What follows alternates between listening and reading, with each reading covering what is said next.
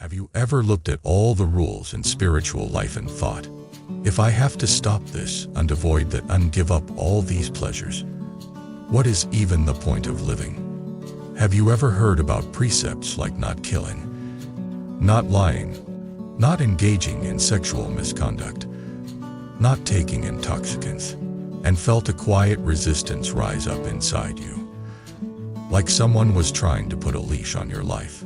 Welcome back to the channel, my friend. Thank you for coming back to this space where we explore awakening, wisdom, karma, spiritual practice, and the strange, beautiful dance of destiny. Today we are going to sit with a question that almost every sincere practitioner has had at some point, but might be afraid to say out loud. Are spiritual precepts and disciplines really robbing you of your freedom? Or is it possible that what looks like restriction from the outside is actually the deepest protection of your life and your heart, right from the start? I want to name the tension clearly. On one side we have the modern idea of freedom, doing whatever you want, whenever you want, as long as it feels good and seems harmless. On the other side, we have the path of practice which says, do not kill, do not steal, do not commit sexual misconduct, do not lie, do not cloud your mind with intoxicants. At first glance, it really does look like the path is telling you, life is a giant list of cannots. No meat, no cheating, no wild partying, no little harmless lies. So the mind naturally asks, is this a path to awakening, or a prison built out of holy words? To get into this, let us start with a picture. Imagine you are driving up a narrow mountain road at night. On one side is the rock face. On the other side is a steep cliff dropping into darkness. There is a rope along the edge and a sign that says, step beyond this line and it is extremely dangerous. Does that rope take away your freedom? Or does it protect your life? From far away, when you are not actually on the mountain, it is easy to say, why do they put so many ropes and barriers everywhere? Can we not just walk where we want? But if you have ever stood near a real cliff, you know that little rope is not your enemy. It is your friend. You are still free to walk up and down the path, to look at the sky, to feel the wind, to enjoy the view. The rope is only restricting one kind of freedom, the freedom to take one step too far and never come back. Buddhist precepts are like that rope. They do not block your life. They protect your life force, your clarity, your capacity to love. They do not forbid joy. They forbid self-destruction disguised as fun. They do not kill freedom. They cut off the fake version of freedom that secretly leads to slavery. But that is easy to say in theory. The real work is to feel it in your bones. So let us walk through this slowly, like two friends talking late into the night. First, we have to ask a deeper question. What is freedom? Really? Most of us grow up with a basic picture. Freedom means nobody tells me what to do. Freedom means I can act on my impulses. If I want to eat this, I eat it. If I want to sleep with that person, I do it. If I want to say something, I say it. If I want to scroll my phone until 3 in the morning, that is my choice. But look closer. Take the example of the phone. You tell yourself, I am free. I can scroll as much as I want. So you scroll. You keep scrolling. You keep saying, just one more video, one more post. Eventually you look up and realize 2 hours have gone. Your eyes are burning. Your mind is buzzing. You sleep badly. The next day you are tired, impatient, unfocused. That night, you do the same thing again. Where is the freedom now? Outwardly, nobody is stopping you. Inwardly, you are not in control. Something inside you is pulling your fingers, tugging at your attention, whispering, stay a bit longer. You can stop whenever you want. But can you? Or think about someone who says, I am free to drink as much as I like. Do not tell me how to live. At first, it feels like fun, like rebellion, like liberation from old rules. But then one day they realize they cannot get through a week. or a day without a drink. Their body shakes if they try to stop. Their relationships are crumbling. The job is at risk. They are no longer choosing the drink. The drink is choosing them. This is not just about obvious addictions. It is about how every habit works. Real freedom is not the ability to obey your impulses. Real freedom is the ability to see your impulses clearly, to choose which ones to follow and which ones to let go, and to keep your heart and mind clear enough that you are not constantly dragged around by craving, anger, or fear. If we define freedom that way, suddenly the precepts look very different. Let us look at the classic 5 precepts for lay Buddhists, not as rules given by some external authority to control you, but as a set of training tools designed to protect your ability to wake up. The precept not to kill is more than do not murder. It is training the heart in reverence for life. Every time you choose not to harm a living being, even a small one, you are weakening the habit of violence and strengthening the habit of compassion. You are teaching your mind to see that other creatures also want to live, also feel fear and pain. Over years, this changes how you see the world. Instead of seeing objects to use, you start seeing fellow travelers in the web of life. The precept not to steal is more than do not rob a bank. It is training yourself in honesty with property and energy. That includes not taking credit for things you did not do, not lying on tax forms, not always trying to get more than you give. You are weakening the habit of greed and entitlement, strengthening the habit of fairness and generosity. The precept around sexual misconduct is not a random attempt to shame desire. It is protection of something very powerful. Sexual energy is one of the strongest forces in human life. Left unchecked, it can doctor people to betrayal, manipulation, and deep regret. When the precept says, do not use sexuality in a way that harms others, abuses trust, or violates commitments, it is not saying do not love. It is saying, do not confuse lust and love. Do not turn desire into a weapon. The precept not to lie is one of the most challenging, because lying is not just about the mouth. It is about the entire habit of creating false images to protect the ego. When you repeatedly train yourself to speak truthfully, to align your words with reality as best you can, you are building inner strength. Your mind becomes less fragmented. You remember what you said. You do not have to juggle multiple versions of reality. Your relationships deepen because people can trust you. The precept not to take intoxicants that cloud the mind is not a joy killer. It is a clarity protector. The whole path of awakening rests on clear awareness. If you regularly fog your consciousness, how will you see subtle karmic patterns? How will you catch the first tiny spark of anger or greed before it becomes a fire? Taken together, these precepts are like the walls of a sacred garden. Inside those walls, true freedom can grow. Outside those walls, the animals of habit and impulse trample the sprouting plants. Of course, your ego does not like this. The ego hears, do not, and immediately shouts, you are trying to control me. That is natural.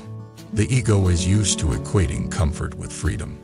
Anything that challenges comfort feels like oppression. So the practice is not to violently crush the ego, but to educate it, to show it the difference between short-term comfort and long-term liberation. Let us make this personal through a story. Imagine a young man named Aaron. He is in his 20s, lives in a big city, and has just started exploring Buddhist teachings. He loves the idea of emptiness, meditation, and awakening. He listens to talks on his commute. He plays soft chanting music at night. He tells his friends he is on a spiritual path. But when his teacher gently suggests that, as a first step, he try seriously keeping the 5 precepts for 3 months, Aaron's heart clenches. No killing, he thinks. Fine. I do not plan to kill anybody. No stealing. I am not a thief. Sure. No sexual misconduct. Well, that depends what you mean. No false speech. That sounds a bit extreme. What about white lies? What about joking? No intoxicants. Wait, what? No drinking? Not even on weekend? Not even at parties? He smiles politely at the teacher and says, I will think about it. Inside, the internal dialogue begins. Do I really have to go that far? Can I not just meditate and be mindful? These rules feel so old-fashioned. Life is different now. As long as my heart is good, does it really matter if I bend a few rules? Weeks go by. Aaron keeps meditating. But he does not commit to the precepts. He still drinks with his friends. He still hooks up casually when the chance appears. He still tells little lies to get out of inconvenience. On the surface, his life looks normal. But when he is honest with himself, he notices something. His meditation is always shallow. When he sits, his mind is full of subtle guilt and half-formed regrets. He feels like someone trying to polish a mirror with greasy hands. He wants clarity, but his daily actions are constantly smearing new fingerprints on the glass. One night, after a hangover meditation session where his head is pounding and his thoughts are muddy, he feels a surge of frustration. He texts his teacher, "Why is my practice not deepening? I sit every day. I listen to teachings, but my mind feels as restless as ever." The reply comes slowly. If your daily life is full of actions that disturb the mind, meditation becomes like trying to calm a lake while throwing stones into it. The precepts are not optional decoration. They are the foundation. Something in Aaron's often. He decides, reluctantly, to try. He chooses a clear period, 90 days. For 90 days, he will seriously keep the 5 precepts. No special exceptions. No, just this once. He will not be perfect, but he will treat each precept as a real vow, not a vague suggestion. The first week feels like torture. On day 3, his friends invite him to a bar. He explains that he is not drinking for a while. They laugh. "You? The party guy? Since when?" One of them shoves a beer into his hand. The smell triggers familiar memories. For a second he almost raises it to his lips. Then he hears the inner echo of his vow and remembers how his mind felt last time he meditated with alcohol still in his blood. He puts the glass down. He does not feel holy. He feels awkward and left out. But when he gets home that night, sits on his cushion, and closes his eyes, he notices something new. His breath feels cleaner. His thoughts still wander, but there is less sludge in the system. He sleeps more deeply. The first time a casual hookup opportunity appears, the inner battle is fierce. The old pattern says, "This is harmless. You are both adults. Why not?" The precept whispers, "Are you using this person to fill your own emptiness? Are you strengthening attachment and confusion rather than love and clarity?" He feels like two people in one body. He repeats his vow silently. He chooses not to follow the impulse. In the moment, it feels like losing pleasure, losing ego validation. But in the days after, he notices freedom in a strange place. His conscience is not heavy. He does not have to replay the scene, wondering if he misleads someone. His mind is lighter. When he sits to meditate, the resistance is weaker. The training is brutally honest. He catches himself reaching for excuses, exaggerations, and half-truths. At work, when he is late for a meeting, his old habit is to blame traffic, even when he simply did not leave early enough. Now, mid-sentence, he stops. "I am sorry. I did not manage my time well." His cheeks burn, but something in his spine straightens. Gradually, he begins to see the karma of speech. Each lie, however small, is like planting a seed of confusion in his own mind. Each truth, even when uncomfortable, is like planting a seed of strength. 90 days later, he is not a saint. He still makes mistakes. But when he looks back at his inner world, he is shocked. His meditation is deeper. Sometimes when he sits, there is a stillness he has never known before. A certain kind of shame is gone. His relationship with himself is cleaner. He is less afraid to look at his own thoughts because there is less hidden dirt. He realizes that the precepts, which he once saw as a cage, have actually opened a door. He used to be free to do whatever his impulses wanted, but he was not free from those impulses. Now, slowly, he is becoming free from some of them. This is the core understanding. Precepts do not remove your freedom. They remove the slavery you did not know you were in. Beneath the modern surface of "I can do anything" lies a deeper, more ancient truth recognized by sages for thousands of years. Human desire is bottomless. The more you feed it, the more it grows. Unchecked, it leads to restlessness, suffering, and harm. So the wise do not say, "Cut out all desire and live like a stone." That would be repression. Instead, they say, "Learn to see your desires clearly. Choose which ones align with awakening and which ones entangle you in karma. Use your energy in a conscious way." That is what precepts are. Conscious choices applied again and again, until they become your natural way of moving in the world. Chinese sages spoke of self-cultivation not as obeying outer rules for appearance, but as refining the inner heart. They understood that without some form of ethical discipline, a person's life drifts like an uninsured boat, pulled by winds of mood and tide of environment. In the Buddhist context, precepts are the way we anchor ourselves in the middle of the ocean of samsara, so that we can actually practice meditation and wisdom. Without that anchor, even a powerful meditative experience can be swept away by old habits. Let us look at one more angle: the relationship between precepts and joy.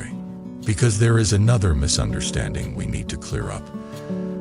Many people secretly think, if I keep precepts too strictly, I will become dry, gloomy, judgmental, no fun. But if you have ever met a truly disciplined practitioner, you know that is not what real precepts look like. True precepts ripen into a quiet joy. A joy that does not depend on alcohol or entertainment. A joy that comes from integrity.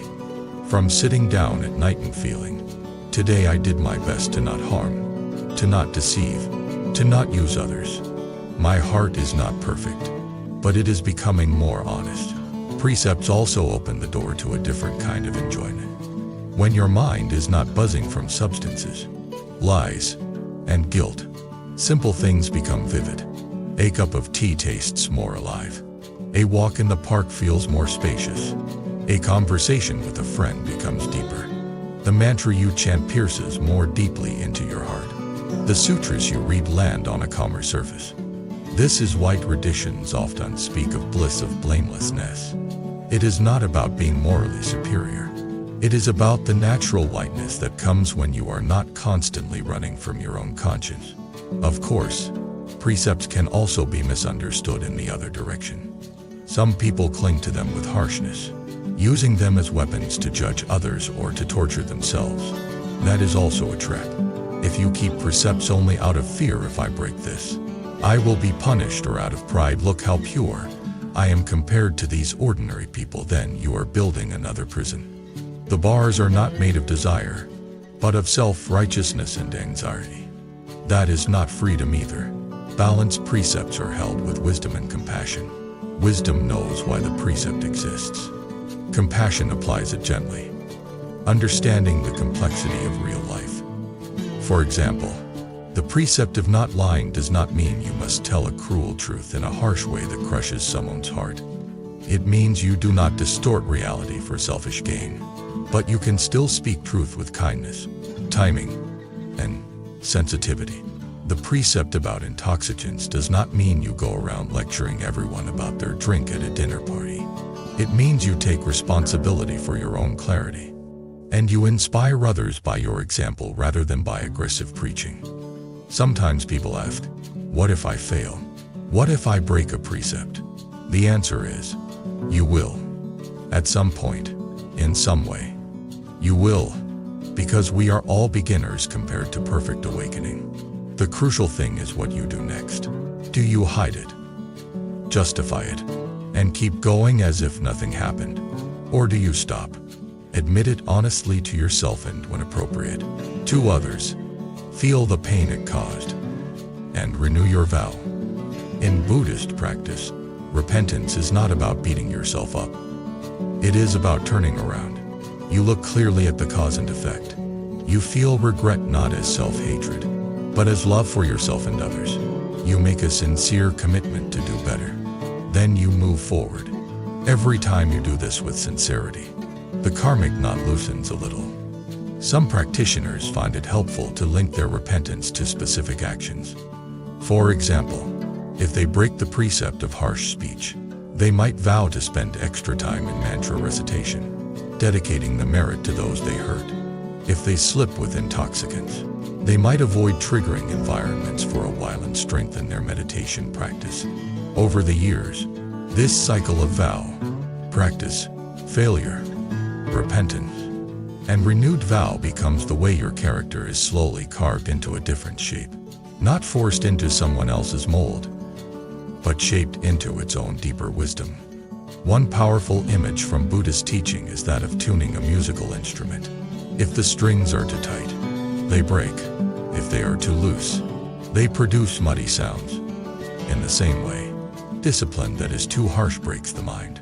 Discipline that is too loose produces dullness. The art is to find the middle tension. Enough precept to hold your life steady. Not so much rigidness that you cannot breathe. That is why it is so important to combine precepts with meditation and wisdom study. Precepts shape your action. Meditation stabilizes your mind. Wisdom shows you the deeper nature of reality, impermanence, emptiness, interdependence, so that you do not cling to your identity as a pure person. Slowly, you begin to experience a kind of inner spaciousness. You realize that your urges, your moods, your fears, your cravings are just waves moving across the surface. You do not have to obey every wave. You can ride them, watch them rise and fall. At that point, precepts are no longer experienced as outer commandments. They become natural expressions of your understanding. You keep them not because someone told you to, but because breaking them hurts in a way you can feel vividly. It would be like stabbing your own heart. In that stage, you might notice something beautiful. There is an inner freedom that no external circumstance can touch. You might be stuck in a small apartment, but your mind is wide. You might be going through difficult karma, illness, loss, stress, but there is an inner core of clarity and compassion that stays intact. This is the freedom that great practitioners point to. The freedom of a mind that is not enslaved by its own toxic habits. The freedom of a heart that can respond to suffering with love instead of resentment. There are stories of monks who were imprisoned, their bodies chained, yet they maintained precepts and meditation. And inside they felt more free than the guards. There are also stories of rich and powerful people who could do whatever they wished, but inside were miserable, addicted, and terrified. Which one was truly free? You do not have to be a monk in a prison to taste this freedom. You can start right where you are, with your own life, your own habits, your own relationships. You can ask yourself honest questions. In what areas of my life do I feel most free on the outside but most chained on the inside? Where do I say, I can stop anytime, but secretly know I cannot? Which precepts feel the most threatening to me? That is often exactly where my deepest attachments hide. Then, instead of trying to change everything at once, you can choose one precept to deepen for a certain period. Maybe you already keep them loosely. Choose one and keep it with full attention for a while. Watch what it teaches you. As you do this, remember that you are not alone. Across the world, across generation, countless practitioners are walking this same path of precept, meditation, and wisdom. When you refrain from a harmful act, you are standing shoulder to shoulder with them in a kind of invisible sangha. When you sit in remorse after a mistake and renew your vow, you are joining a river of repentance and healing that flows through the centuries. I want to share, as we come toward the end of this talk, why this topic matters so much to me personally. Over the years, I have listened to many stories from people who resisted precepts for a long time and then finally tried living with them seriously.